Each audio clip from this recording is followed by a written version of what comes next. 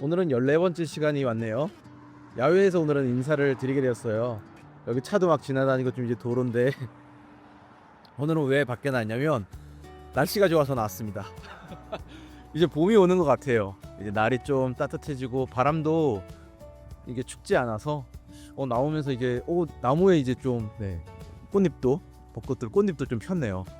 오늘 이렇게 날씨가 좋다 보니까 제가 이제 어떤 생각을 하게 됐냐면 그림을 좀 하나 밖에서 오늘은 그려봐야 되겠다 생각을 했어요.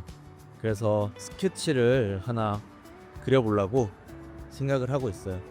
보통 우리가 이제 어반 스케치 아니면 이렇게 펜 드로잉, 그러니까 해칭이라고도 하죠. 그런 이제 펜 드로잉 그림을 한번 해보려고 간단하게 제가 자주 가는 카페에 가려고 해요.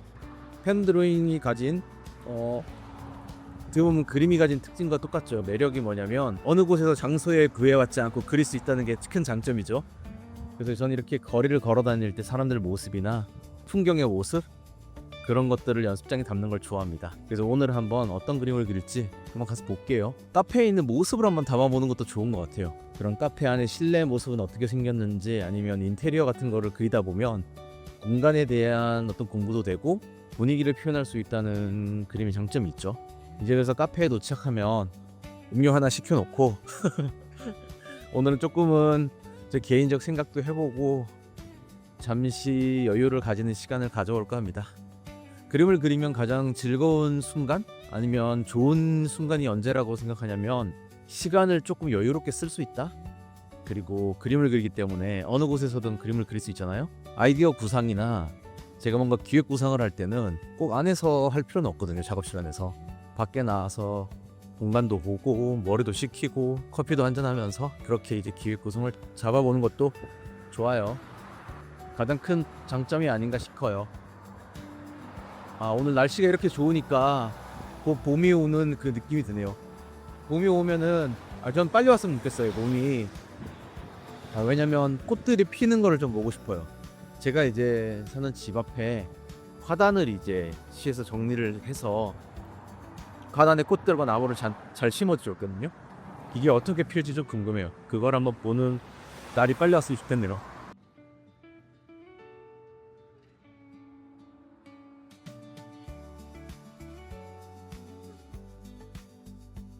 저는 카페에 들어왔고요. 카페 안은 오늘은 사람이 없어서 조용하네요. 아무래도 평일이다 보니까 더 사람이 없는 것 같습니다. 오늘은 펜 드로잉에 대해서 카페에서 그림을 그려볼 건데요. 그림을 그리는 동안 그림에 대한 이야기보다 오늘은 좀 더 다른 이야기를 한번 해볼게요. 저번 화에서 제가 BTS 프로젝트에 대한 소개를 했잖아요. 그 프로젝트에서 얻었던 경험은 힘든 환경에서도 희망을 어떻게 하면 얻을 수 있는지에 대한 작품을 만드는 방법이었죠. 오늘은 그림을 그릴 때 느낄 수 있는 좋은 점들, 그리고 이거는 인생을 살아갈 때도 필요한 점들인 것 같아서 이 부분을 한번 얘기해 보겠습니다. 관찰력이 필요한 이유입니다. 그림을 그리면 가장 좋은 것은 주변 사물에 관심이 생기듯이 주변 요소들에 대한 관찰력이 늘어납니다. 쉽게 예를 들어서 사람들이 전혀 관심이 없어하는 부분들을 그림 그리는 사람들은 관심을 가져요. 저 같은 경우에도 공간 구성이나 인물에 대한 부분들을 그렸어야 되기 때문에 사람을 만났을 때 이목구비에 대한 부분, 제스처를 취하는 손동작, 아니면 그 사람한테 느껴지는 분위기, 이런 부분들을 관찰을 했고요. 배경적인 요소로는 길에 갈 때 가로등의 어떤 디자인의 생김새, 그리고 도시의 형성된 구조, 자연물은 어떻게 배치가 되었는가, 이런 부분들을 주의 깊게 계속 관찰해서 바라왔죠. 이러다 보면 느는 것이 뭐냐면은 그 사람에 대한 눈치가 늘어요. 그러니까 이 사람이 지금 어떤 얘기를 하는지, 어떤 분위기로 얘기를 이끌어 가려고 하는지에 대한 관심이 있다 보니 이 사람의 의도를 빨리 파악하게 됩니다. 이런 점들은 사회생활에서도 되게 필요한 점이죠. 상대방이 무언가 나를 설득하기 위해서 얘기를 엄청 장황하게 하고 있다거나 예시를 들어가면서 막 얘기를 하고 있는데 그 의도는 되게 분명해요. 어떤 얘기를 전하고 이해시킨 다음에 설득을 하고 싶어서 그런 얘기를 많이 하죠. 우리는 친구들과 관계에서도 이런 얘기를 많이 합니다. 그럴 때 필요한 것이 이 관찰력이에요. 이 친구는 어떤 성향의 친구인데 이런 얘기를 이런 상황에서 꼭 이렇게 설명을 하는구나. 그런 걸 알게 되면 상대방한테 맞추기도 편하고 이해하기도 더 쉽죠. 그런 관찰력이 그림을 그릴 때 도움이 돼요. 그리고 배경적인 요소를 계속 보다 보면 시야가 좀 넓어집니다. 그러니까 그리고 스카이라인이라고 하죠.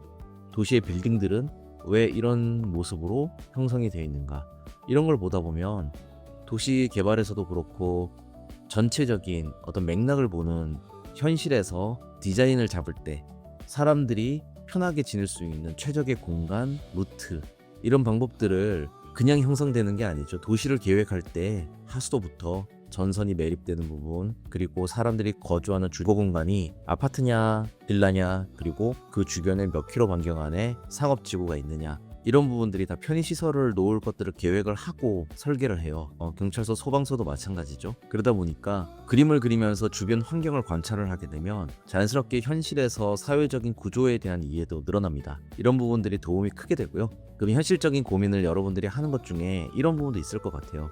취업에 관해서 고민을 할 수 있을 거고, 지금 회사를 다니는 사람들은 이직을 해야 되나, 아니면 자기가 하고 있는 일을 계속 유지하고 해야 될 필요성이 있나, 이런 고민을 할 수가 있어요. 저는 일단 취업을 안 한 분이라면 어떻게 해서든 취업을 무조건 해보는 걸 추천합니다. 이유는 취업을 계속 좋은 곳을 가기 위해서, 내가 원하는 회사를 들어가기 위해서 폴리오도 준비하고 이력서도 남들과는 다르게 차별이 생기게 써보고요. 하지만 그렇게 계속해서 만약에 내가 원하는 곳을 못 들어갔다 해볼게요. 그래서 계속해서 노력을 들이고 시간이 무한정해서 1, 2년이 흐른다면, 저는 반대로 어떤 곳은 나랑은 좀 안 맞지만 내가 지원한 곳 중에 내 목표치보다 좀 적더라도 취업을 한번 해보는 거를 추천드려요. 왜냐면은 내가 목표한 곳에 맞지는 않더라도 막상 들어가 보잖아요. 그럼 예상보다 좋은 것들이 있을 수 있어요. 거기 안에 형성되어 있는 사람들이 괜찮을 수도 있고, 아니면 그들을 통해서 회사에서 이런 구조는 안 좋구나라고 느낄 수도 있어요. 그런 구조를 안 좋다고 느껴진다면 오히려 그 경험을 바탕으로 더 좋은 곳을 선정할 수 있는, 선택할 수 있는 눈이 생기겠죠. 그리고 일을 해보면서 1년을 보내는 것과 안 해보고 포트폴리오, 나에 대한 어떤 개발을 하면서 1년을 보내는 것은 하늘과 땅 차이입니다. 여기에서 가장 큰 차이점이 발생하는 부분은 사람 간의 커뮤니케이션이에요. 내가 조금이라도 이 일을 6개월에서 1년 정도 해보면 거기에서 쌓이는 사람과의 관계의 경험이 다음 이제 이직을 하는 회사, 아니면 다른 곳을 면접을 볼 때도 도움이 됩니다. 사회 초년생분들이 많이 이제 어려워하는 것 중에 하나가, 면접 볼 때 굉장히 떨죠. 나를 꼭 뽑아줬으면 좋겠는데 어떤 얘기를 어필을 해서 뽑혀야 될까. 무조건 열심히 한다는 마음도 중요하지만, 예를 들면 그 회사에 대한 분석도 어느 정도 하고 가죠. 이 회사가 어떤 일을 하는 회사인지, 나는 어떤 일을 하는 거를 좋아하는데 내 특장점을 살려서 회사의 이런 곳에 도움이 되고 싶습니다 라거나, 필요로 하는 부분이 이런 부분이 있을 것 같은데 저는 이렇게 준비했어요 라고 하면서 얘기를 할 수도 있죠. 그리고 면접관들에게 굉장히 쉽게 인식이 될 수 있는 방법 중에 하나는, 되게 당당한 모습을 보이면 되게 좋아요. 면접을 처음을 볼 때 좀 이렇게 주눅들거나 약간 어려워해서 긴장하기 때문에 좀 이렇게 움츠러들 수 있거든요. 근데 그러기보다는 약간 마인드를, 난 이 회사 아니어도 괜찮아. 하지만 이 회사에 들어가면 내가 할 수 있는 기량을 최대한 뽐내볼 자신이 있어. 이런 마인드로 접근하는 게 훨씬 좋습니다. 경력이 있는 면접관들은 사실 행동하는 것부터 눈빛, 제스처, 목소리 톤, 그곳에서 바로 마인드를 느껴요. 그런 것에서 바로 마인드를 느끼기 때문에 뽑을 확률이 높아집니다. 그리고 회사를 만약에 다니고 있다면 이직을 할 때, 저 같은 경우는 그런 생각을 했어요. 그때 저는 게임 회사를 이제 넥슨을 다녔었거든요. 엔드워즈라는 게임 회사를 다니다가 넥슨으로 이제 자연스럽게 인수가 되면서 넘어간 케이스였어요. 그때도 제가 다른 회사로 만약에 이적을 하면 어떻게 할까 고민을 했을 때, 그림을 그리는 컨셉 아티스트로 있었지만 엔진 2를 다룰 수 있었고, 그리고 기획에 대한, 게임 전체에서 소스가 낭비되는 부분을 낭비가 되지 않도록 아이디어로 활용해서 수익을 창출하는 방법이었어요.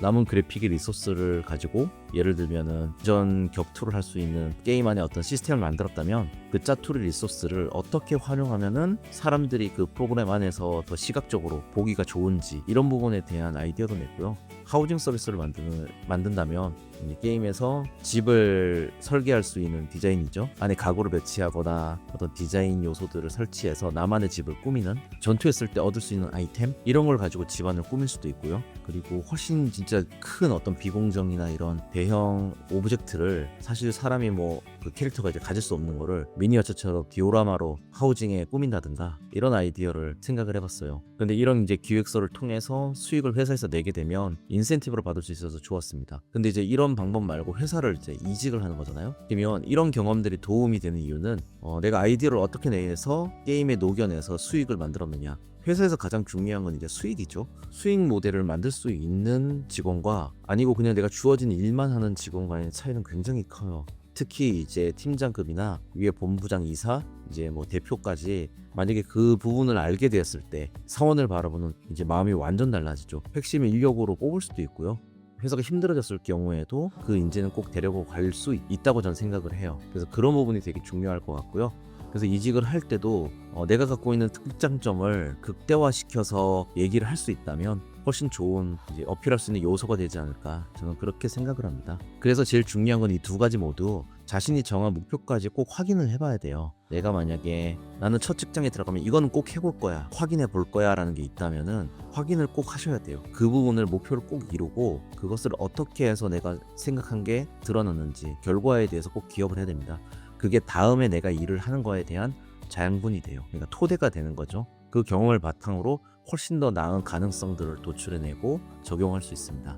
그리고 이제 제가 가끔 강의를 하면 노력을 어디까지 해야 되느냐, 꼭 노력을 해야, 미친 듯 노력을 해야 되느냐 이렇게 묻는 친구들이 있어요. 근데 노력은 기본적인 거예요. 이게 기본 패시브 스킬 같은 건데 이게 뭐냐면 세상 모두가 노력을 하고 있잖아요. 근데 프로들의 세상에 여러분들은 가는 거예요.